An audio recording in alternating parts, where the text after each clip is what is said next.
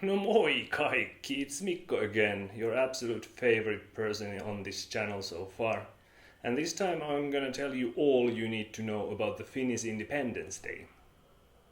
It takes place on December 6th, and in Finland that's early winter, so the celebrations do not exactly include barbecuing on the beach or sunbathing or anything like that. There are some traditions, but mostly by various government entities and not something everyone participates in. But here's a brief history lesson first. So Finland declared independence in 1917 from Russia, and this was not like some sudden thing where the local political elite just wakes up one day and decides that, oh man, we need to get rid of these Russian overlords, since there are at least 3 or 4 things that lead to the Finnish independence. Number 1. So having been part of Sweden for hundreds of years, Finland becomes part of the Russian Empire after the Finnish War of 1809. I briefly discussed that in another video, the one about the greatest pastry with the greatest clickbait title ever, so look that up. Anyway, in the 1800s a wave of nationalism sweeps across the Russian Empire, and in many places of Europe the sense of unity among various ethnic groups starts to emerge. In Finland this is kind of a top-down project where the upper class and the university students start to push through the idea of Finnishness and sense of Finland as some sort of national entity. And this shows up in various forms of art and sciences and whatnot. And this lays the foundation for the idea that there even is such a thing as Finland, and not just some random peninsula in the northern part of the Baltic Sea. Another major thing is the Russian Revolution. World War I goes horribly for Russia, and unrest and series of revolutions occur. The emperor is abdicated and the empire basically ceases to exist. The Bolsheviks take over, and this begins the process that would later lead to the Soviet Union. And in the aftermath of the Russian Revolution, several areas in the outskirts of the empire declare independence. And the autonomous Grand Duchy of Finland is one of them. Estonia is another one. And Russian revolutionary government is okay with this, since it calms things down and gives them fewer problems to deal with, and because they think that these former parts of the empire will probably join the workers' revolution sooner or later anyway. And many European major powers do recognize Finland's independence, since the former motherland Russia already did it. So Finland basically gains independence without having to fight for it, at least not right away. It was number 3. The fighting starts next year in 1918 when a civil war breaks out in Finland. The government forces, or the Whites, win this bitter and bloody war with Germany's support, and the losing sides, the Reds, they are socialist backed by the Soviets, but there's a lot of terror and executions, war crimes on both sides, but the outcome basically prevents the newly independent Republic of Finland into sliding into hands of the Soviets. And the 4th major thingy is that Germany loses World War I. Without that, Finland might have drifted into the German sphere of influence even more, or became a vassal state for Germany. There were even ideas of turning Finland into a monarchy instead of a republic, and having a German prince at the helm. However, the outcome of World War II effectively put an end to all that. So that's how it happened.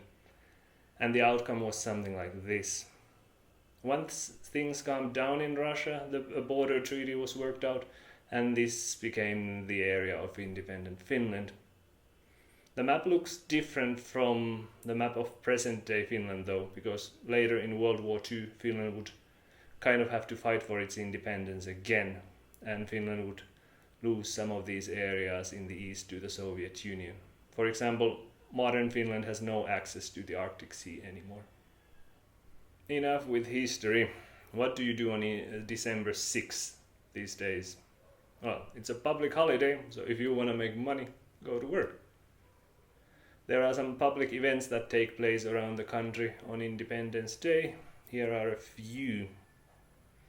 So the Finnish Defense Forces, or Puolustusvoimat, organizes a parade in one of the Finnish cities, and it features members of the armed forces and equipment.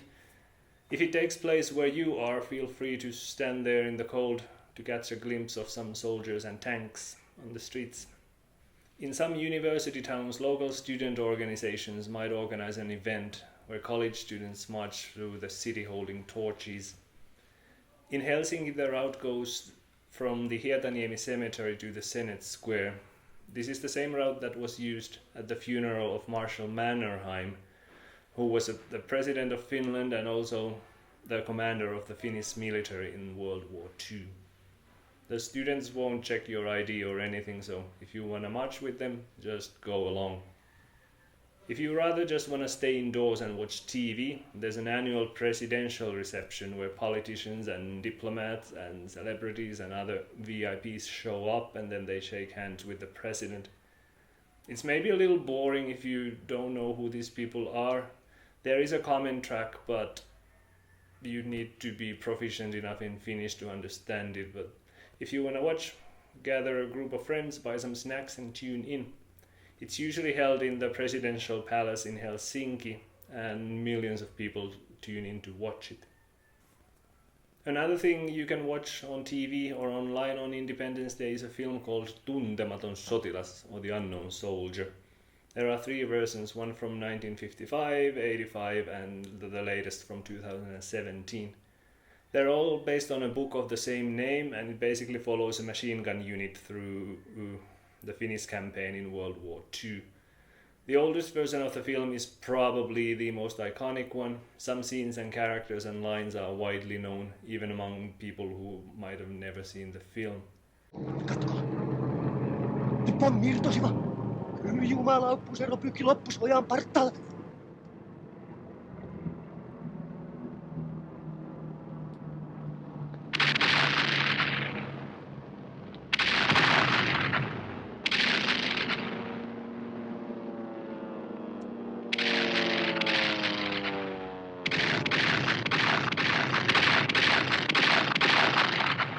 It is also one of the most watched Finnish films ever, with like 2.8 million estimated viewers in theaters in 1955.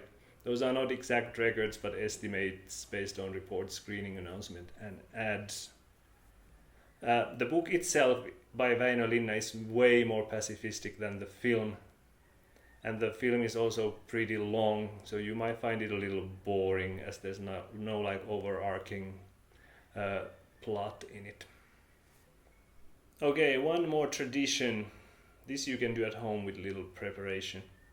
So there's an established tradition where people place 2 blue and white candles on the window, or by the window in the evening on December 6th.